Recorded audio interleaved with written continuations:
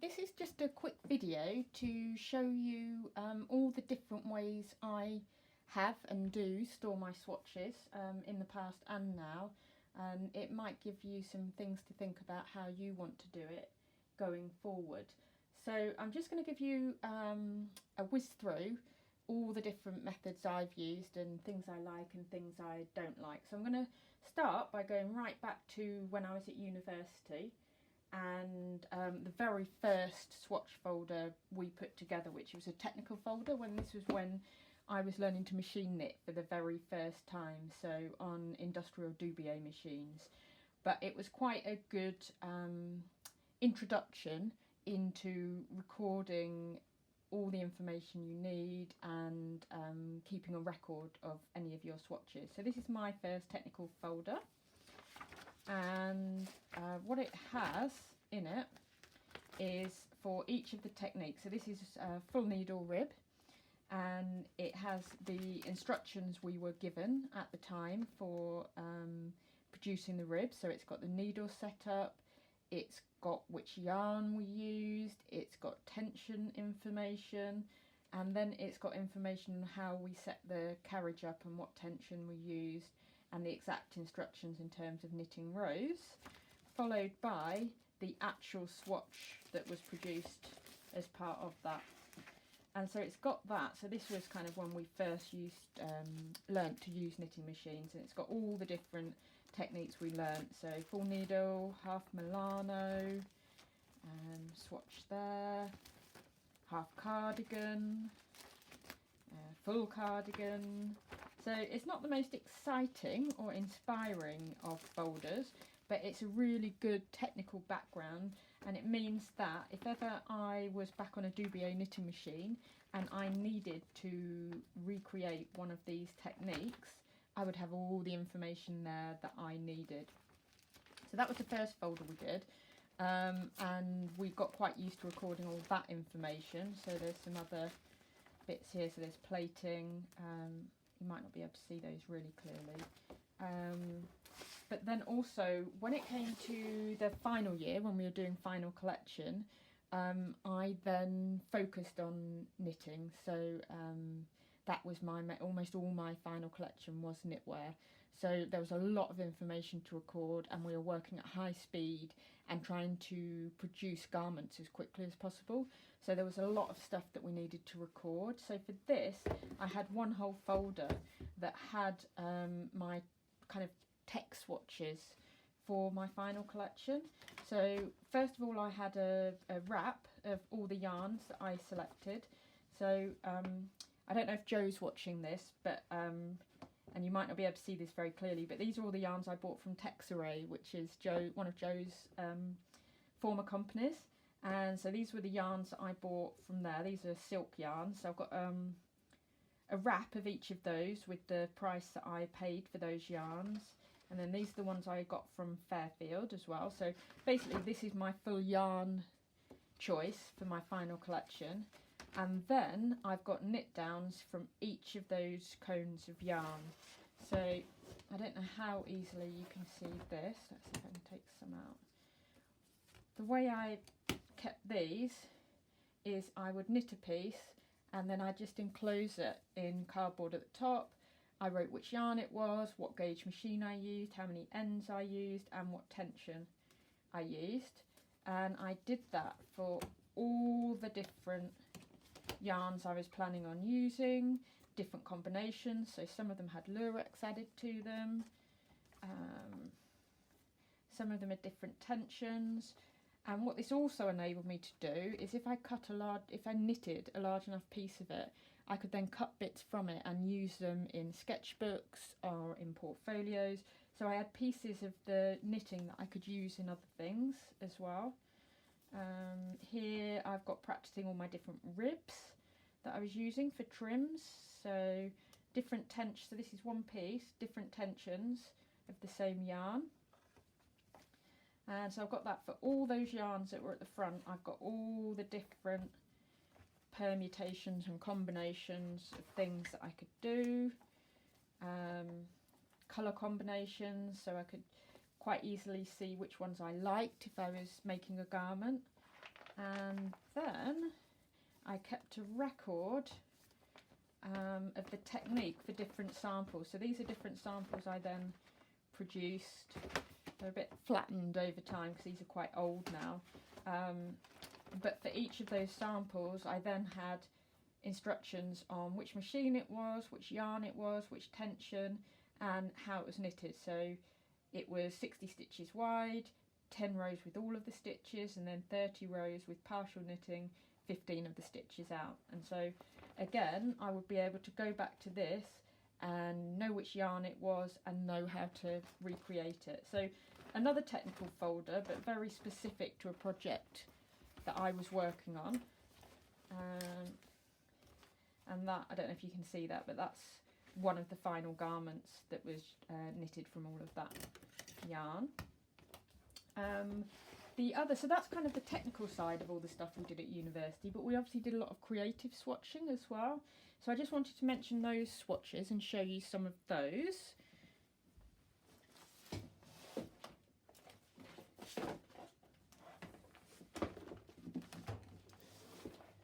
So, big and heavy. So the first one here, this is almost very early design development ideas. So this is where we would take an image, find yarns that we thought would match that image, and just knit up a whole variety of different swatches.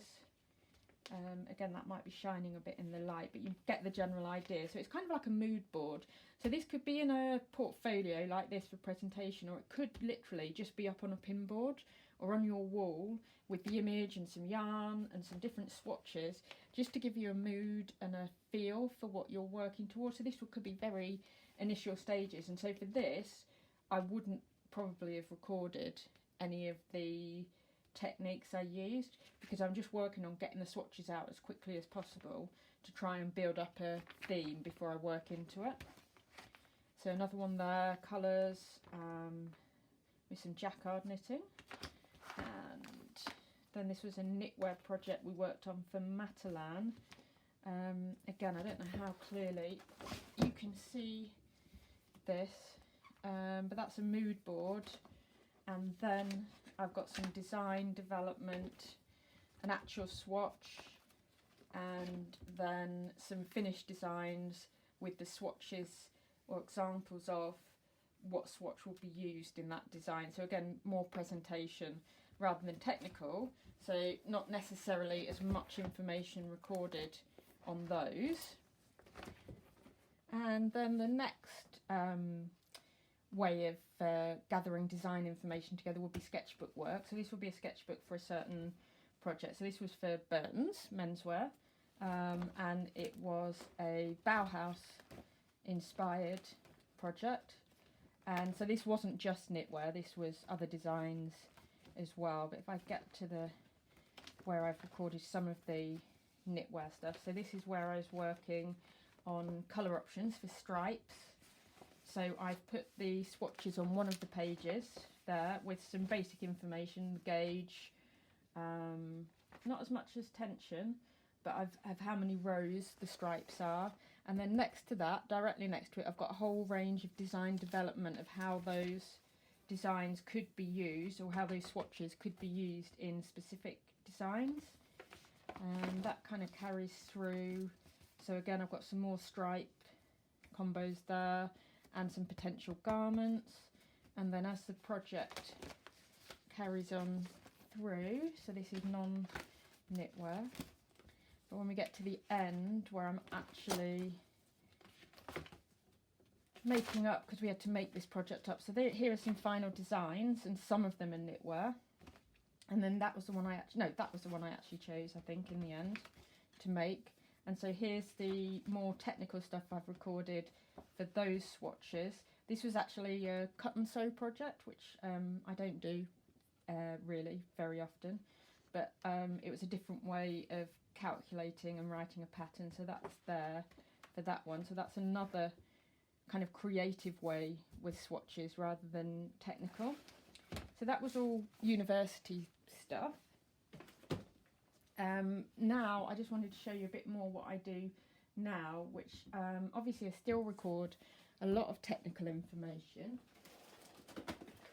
So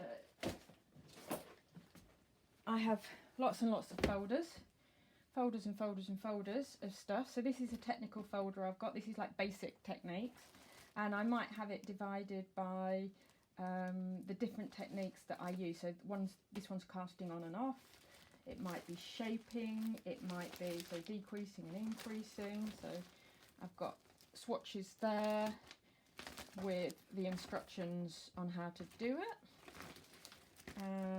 There might be, so this one's on hems, so that's quite an interesting technique to have hold of. Move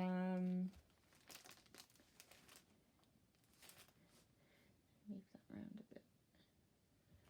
Like that there. Okay, so it's showing different ways of doing hems with instructions. So again, if I'm looking to remind myself about a particular technique, I can come back to this, and I would have all the instructions and the swatches, and I would be ahead of myself when I wanted to start again. So that's one technical folder.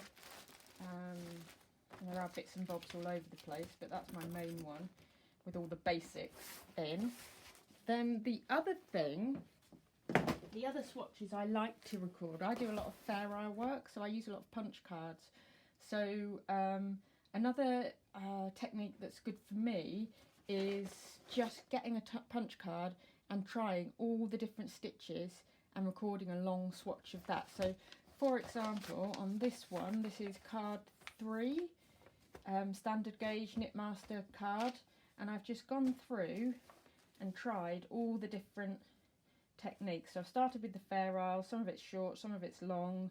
I've gone into tuck, 2-colour tuck, tuck lace, slip, 2-colour slip, and weaving.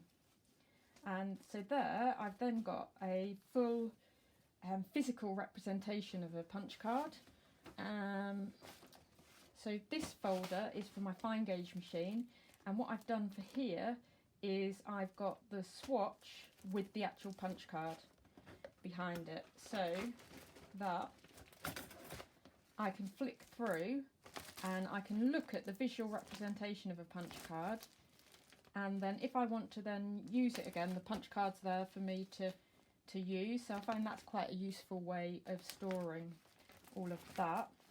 So for example, this one is card 6, and that's its slip stitch, and then this is it, fair isle, slip, tuck and weaving.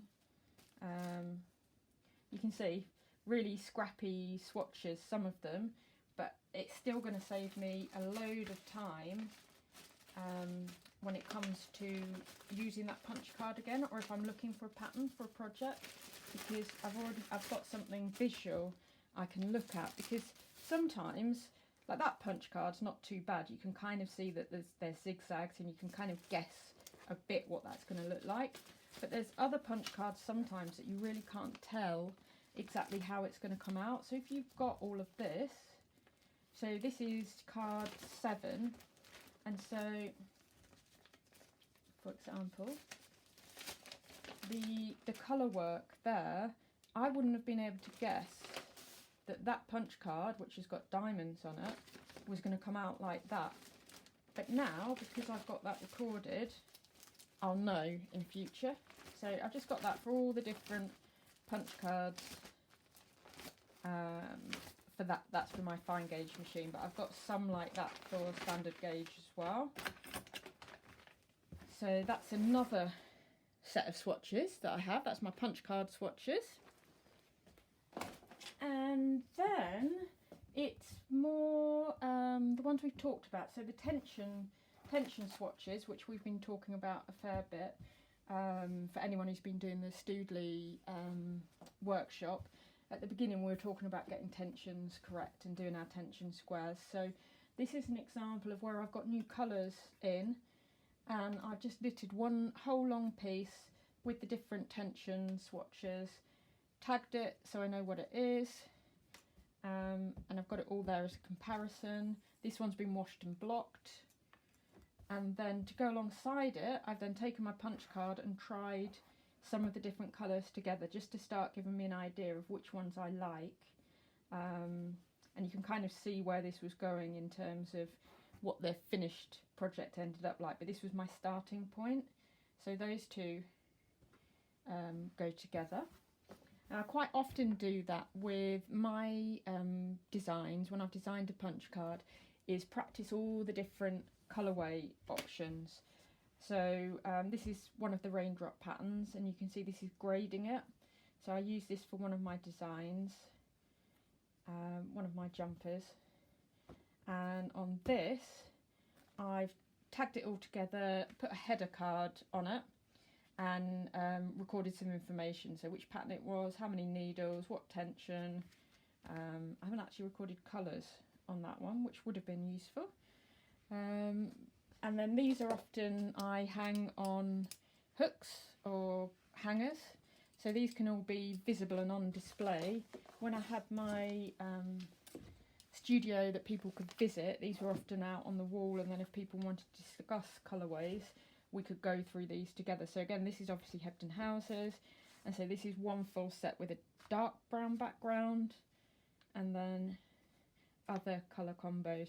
It's quite useful to do this sometimes, because sometimes you put two cones together and you think, oh, they look fantastic together. So I was really excited about this colour combo, but actually when you did the swatch, or when I did the swatch, I could see that really it's not standing out clearly enough, so that's not actually going to be a very successful colour combination, whereas this or this work really well together.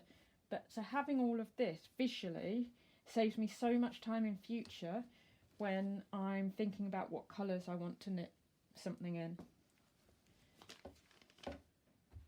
And then finally, the other things that I keep swatches for are any private commissions or projects I work on for other people, so kind of one-off projects. So this could also work if you're knitting jumpers or garments for other people. So here's a couple of examples of projects I've done before. So this is a jumper I was doing for somebody. So this is my initial design sheet with the sketch on it, who it's for, the knitting information, what yarn it is, what trims I've used, and basic technical information filled in.